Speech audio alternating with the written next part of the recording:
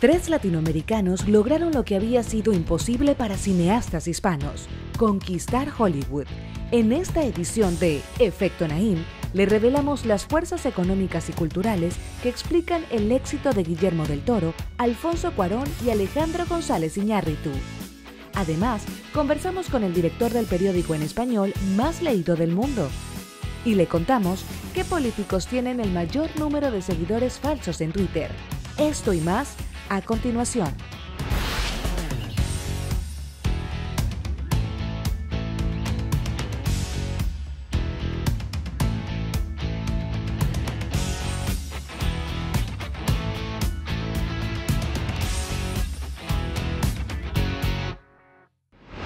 Bienvenidos, soy Moisés Naim desde Washington. Encantado de estar de nuevo con ustedes, como siempre.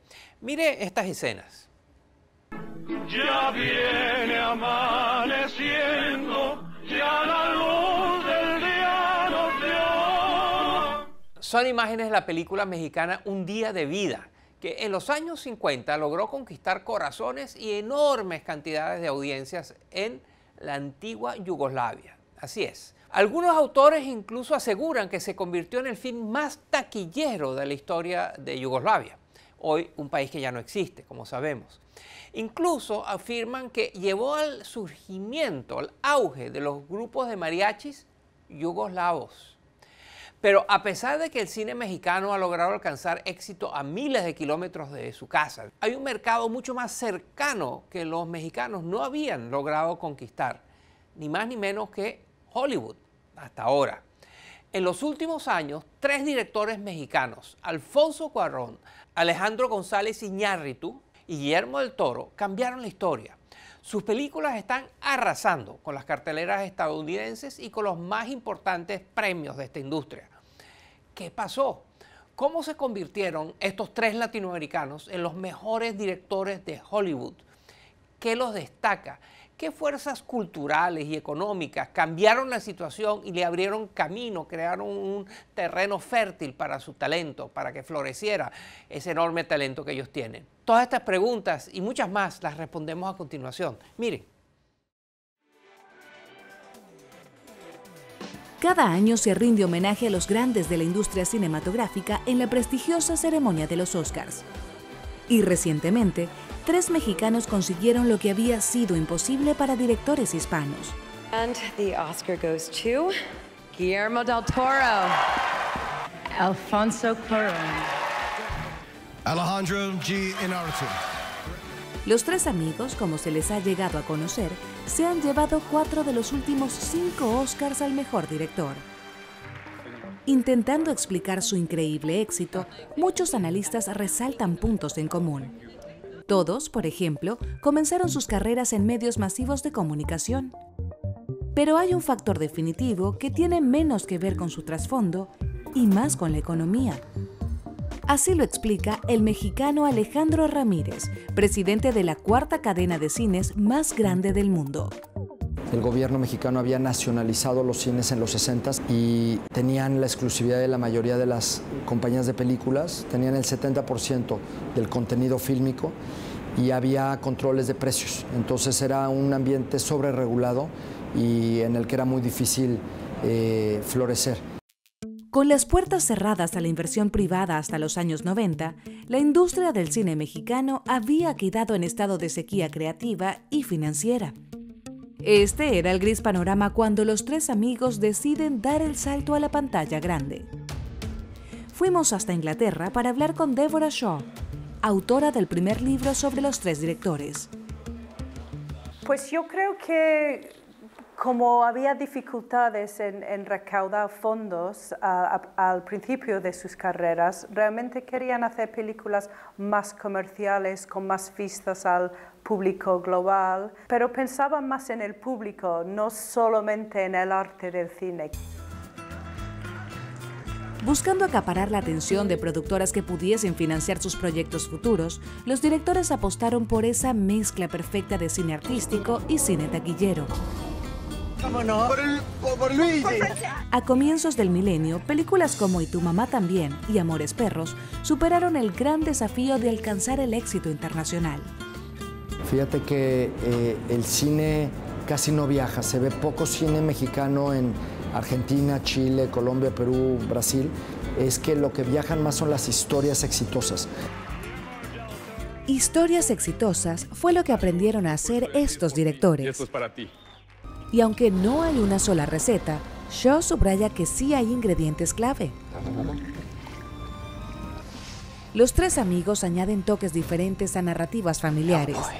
También reinventan géneros tradicionales, como el western estadounidense.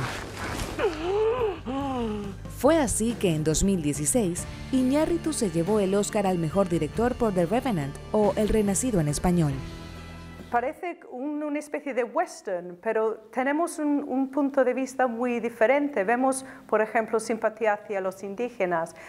El héroe tiene un hijo que es mestizo. Siempre hay una visión más original y también una especie de simpatía hacia los más marginados. En conjunto, las películas de los directores han ganado más de 100 galardones internacionales. Algunos analistas atribuyen su éxito a la colaboración y al apoyo mutuo. En el 2007, por ejemplo, crearon Cha Cha Cha Producciones, que financió importantes películas mexicanas.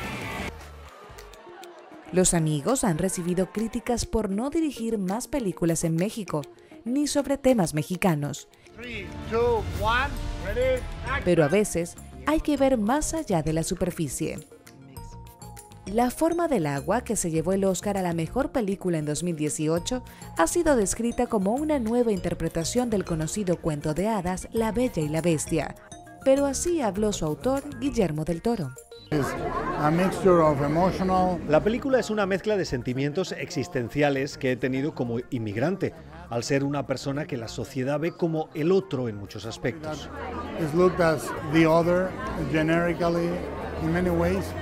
Es por esto que Shaw mantiene que los directores han salido de casa pero nunca han dejado México. Siempre han mantenido un contacto con México, con lo que está pasando. Ahora están usando su estatus y su plataforma para realmente defender a los migrantes contra el racismo que existe en los Estados Unidos ahora. Recientemente, Iñárritu creó Carne y Arena, un proyecto de realidad virtual que explora las dificultades de los mexicanos que cruzan la frontera a Estados Unidos. Cuarón y Del Toro también están trabajando en proyectos sobre temas mexicanos. Quizás es natural. Los tres amigos tienen el talento de contar historias que calan con audiencias alrededor del mundo, y eso representa un gran poder político. Like Viva México kind of thing. Los mexicanos dando cátedra cinematográfica en todas partes del mundo y concretamente en Hollywood. Al regresar a la pausa, cambiamos de tema.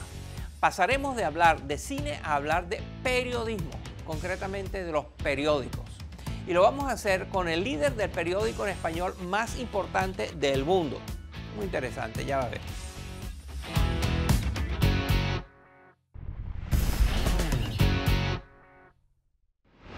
Cuando alguien en cualquier parte del mundo quiere leer una noticia, seguramente ve una copia del diario nacional o local o consulta con la página de internet de algún medio muy popular. Pero si esta persona habla español, como usted y como yo, es muy probable que visite el portal de internet del periódico español El País. Y es que El País cuenta con la edición digital en español más visitada del mundo. Recibe 100 millones de visitas cada mes. No es una exageración decir que este diario es el más prestigioso y respetado del mundo hispano. Y hoy tengo aquí en el estudio a uno de los responsables de este éxito. Se trata del periodista español Antonio Caño, quien ha sido director de El País desde el año 2014. Pero antes de asumir ese importante cargo, Caño llevaba 36 años trabajando en el periódico. Tuvo la oportunidad de cubrir grandes eventos históricos como las guerras en el Golfo Pérsico, las protestas contra el dictador Augusto Pinochet en Chile, la caída del sandinismo en Nicaragua y muchos más. Y fue quien lideró la creación de las ediciones digitales de El País para América Latina, que se han convertido en principales fuentes de información en esos países, en la región en general. Antonio Caño conoce como pocos el cambiante panorama del periodismo y de la libertad de prensa en lo que está ocurriendo en este campo en el mundo. Esta es mi conversación con Antonio Caño, el director del diario El País. Llevas 4 años de director de El País. ¿Qué te ha sorprendido? Me ha sorprendido que la gente lee menos de lo que dice y opina antes de leer. La opinión se genera desde el título, mucho antes de que nadie haya tenido tiempo siquiera de leer la mitad del artículo. Un área en la cual ustedes han sido muy criticados tiene que ver con vuestra cobertura de la situación en Cataluña. Cuéntanos qué pasó allí, por ejemplo, con la cobertura que ustedes hicieron y las acusaciones que se han hecho de vuestro sesgo. Bueno, nuestro sesgo es clarísimo en el tema de Cataluña. Es a favor de la Constitución y de la democracia en España. Las críticas que el país ha recibido es porque ha defendido eso con mucha firmeza, como lo ha hecho siempre. El 23 de febrero de 1981, en España, un grupo de guardias civiles, que es la policía española, entró en el Congreso de los Diputados, ocupó el Congreso, retuvo a todos los parlamentarios, al mismo tiempo que distintas unidades militares trataron de dar un golpe de Estado. Esa misma noche, corriendo un gran riesgo, El País salió a la calle con un periódico que decía en portada un titular muy grande y muy rotundo: El País con la Constitución. Ahí estaba El País en 1981 frente a un intento de golpe de Estado militar, y ahí está El País hoy en Cataluña, El País con la Constitución frente a otro intento de golpe. ¿Hay algo que tú reivindiques de los independentistas catalanes? ¿Hay alguna demanda de ellos o alguna queja de ellos que tú consideres que sea legítima? La misma aspiración de la independencia me parece legítima. Todos los reproches tienen que ver con el método para aspirar a la independencia. Y el método no puede ser dejar desprotegidos del sistema democrático español a la mitad de los catalanes que quieren, que buscan y que reclaman el amparo de la Constitución española. Quiero pasar de la política española a la política de América Latina. El País, el diario, tiene una presencia muy significativa en América Latina. Recientemente, un alto funcionario diplomático de Estados Unidos decía que la presencia de El País en estas elecciones en México ha cambiado mucho la dinámica. ¿A qué crees tú que se refería esta persona? Bueno, El País hoy es uno de los periódicos más leídos en México, gracias a nuestra edición digital, y tiene una gran influencia porque es un medio independiente, que no tiene una historia de vinculación política en México y por tanto que goza afortunadamente de una gran credibilidad. La gente necesita versiones que pueda creer. Hay una gran desconfianza entre la sociedad hacia todo lo institucional, hacia todo lo que procede de alguna institución oficial. En Brasil es algo similar. ¿Cuáles son los 3 mejores periódicos de América Latina? Es difícil, yo diría que El Tiempo de Colombia, La Nación de Buenos Aires y tal vez Reforma de México, por decirte 3 de 3 grandes países. ¿Cuál es el mejor modelo de negocios para los periódicos? ¿Son las suscripciones? ¿Son la venta de publicidad? ¿Son los eventos? ¿Cuál es? Yo creo que probablemente un poco de todo eso. Como te decía, hay que diversificar. Yo creo que el muro de pago tradicional, ese muro de pago que te limita el acceso a partir de un determinado número de noticias y después no hay más que puedas hacer, yo creo que eso no está funcionando, creo que eso no va a funcionar. Creo más en sistemas mixtos, en sistemas de suscripciones, en sistemas de producto específico para cada lector. Como sabes, en los últimos tiempos ha habido una explosión de indignación por la manera como son tratadas, maltratadas, discriminadas las mujeres, que ha generado pues, unos ataques muy fuertes contra personas y gente muy notable que han sido maltratadores, inclusive violadores de personas. Pero también hay el peligro de los linchamientos mediáticos, es el juicio de las personas en la opinión pública antes de llegar a tribunales y de pronto puede haber inocentes. Nosotros tratamos desde el periódico, como línea editorial, de respaldar el movimiento de apoyo y de igualdad de las mujeres. Me parece imprescindible, uno de los grandes avances de este momento del siglo, pero quiero hacerlo, lo vamos a hacer en contra de todas las presiones, con el respeto a la libertad de cada uno de defender sus puntos de vista. Antonio Caño, el director del periódico más leído en idioma español, El País. Ha sido un placer tenerte con nosotros, Antonio. Gracias. Muchas gracias, Moisés. Un placer.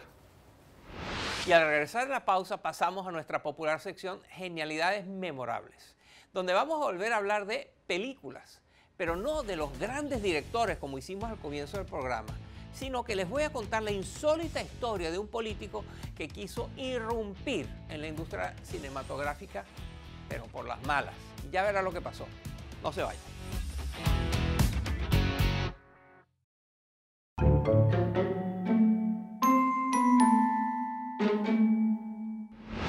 El creciente poder que Xi Jinping ha ido acaparando tiene a muchos preguntándose si este presidente chino será presidente para siempre, de por vida. Sobre todo después que eliminó el límite que había existido de que los presidentes se podían quedar solamente por 2 periodos. Ahora ya ese límite no existe y él puede prolongar su estadía en el poder indefinidamente. Pero Xi Jinping no solo quiere dominar la política china, también aspira a ser uno de los más grandes actores de cine de su país. Así es, tal como lo oye, el presidente juega un papel protagónico en el nuevo documental China Increíble, que según el gobierno está rompiendo todos los récords de taquilla en el país. Pero hay un pequeño secreto detrás de este éxito, un secreto que hace a su gobierno protagonista de nuestra genialidad memorable de la semana. Miren.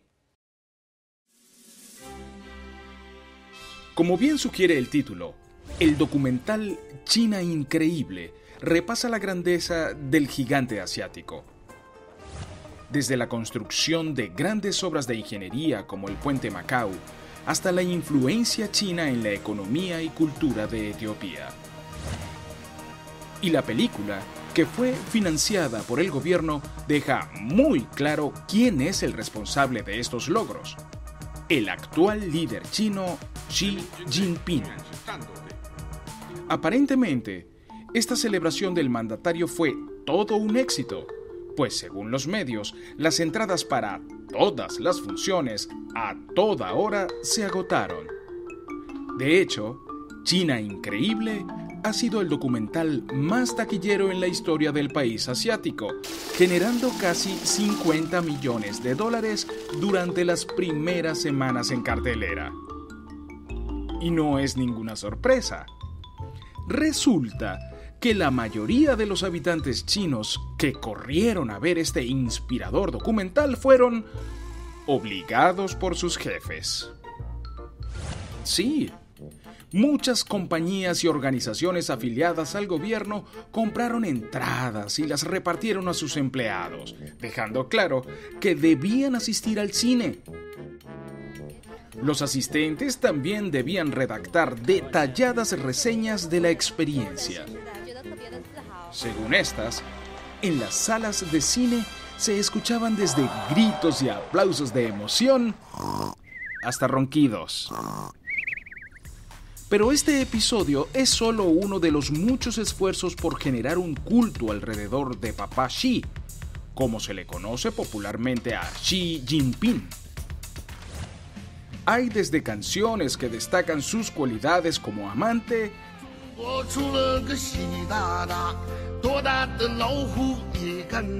hasta una aplicación móvil que pone a los usuarios a competir por quién puede aplaudir más veces por el mandatario. Y ahora que Xi puede permanecer en el poder indefinidamente, los ciudadanos tendrán muchas más oportunidades para aplaudir por él, quieran o no. Y hasta aquí la genialidad memorable de la semana. Si conoce de algún otro genio poderoso que quiere ser galán de cine, como sea, cuéntenoslo.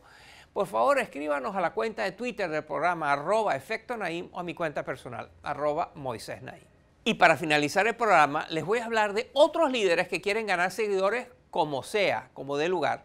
Esta vez, sin embargo, no a través de películas, sino en el mundo digital. Resulta que a los políticos les gusta alardear del número de seguidores que tienen en Twitter, la red social. Pero resulta que en muchos casos, dentro de su gran grupo de seguidores, esa inmensa audiencia que ellos tienen o dicen tener, no solo hay gente, también hay una multitud de robots, de cuentas falsas. Hoy les voy a presentar los políticos con más seguidores falsos en Twitter. Para los políticos mexicanos, obtener seguidores falsos en Twitter parece ser un pasatiempo. El presidente Enrique Peña Nieto cuenta con poco más de 7 millones de seguidores en la red social. Pero según la herramienta de análisis de seguidores Twitter Audit, 47% de estos son falsos. Y Peña Nieto no está solo. 45% de los seguidores del expresidente mexicano Felipe Calderón también son falsos. Políticos alrededor del mundo le han sacado provecho a esta red de apoyo poco honesta. El primer ministro de India, Narendra Modi, cuenta con poco más de 40 millones de seguidores en Twitter, pero un 60% son falsos. Y es un porcentaje un tanto irónico para un líder que se ha dedicado a promover una masiva ola de digitalización en su país. Incluso el jefe supremo de la Iglesia Católica tiene más seguidores falsos que reales. Nada más y nada menos que el 59% de las cuentas que siguen al Papa Francisco son falsas. El conocido rapero Kanye West ha dejado muy claro que lo suyo no es solo la música. También aspira más temprano que tarde llegar a la Casa Blanca. Y en cuanto a seguidores falsos, ya le ha ido mejor que al actual presidente, pues apenas 3% de los seguidores de West son falsos, mientras que en la cuenta de Donald Trump esa cifra asciende al 37%. Don't be rude. You are fake news. Así es, los políticos le tratan de sacar provecho a todos los seguidores, aunque muchos de ellos no sean de carne y hueso, sean robots. Hasta aquí el programa de hoy. Espero que les haya interesado. Como siempre, puede seguirnos a través de nuestras redes sociales. Y si quiere recibir todos los lunes en su correo electrónico el programa de la semana, por favor, suscríbase a nuestro boletín. Simplemente vaya a nuestra página web, efectonaim.com. Gracias por acompañarnos. Nos vemos la semana entrante.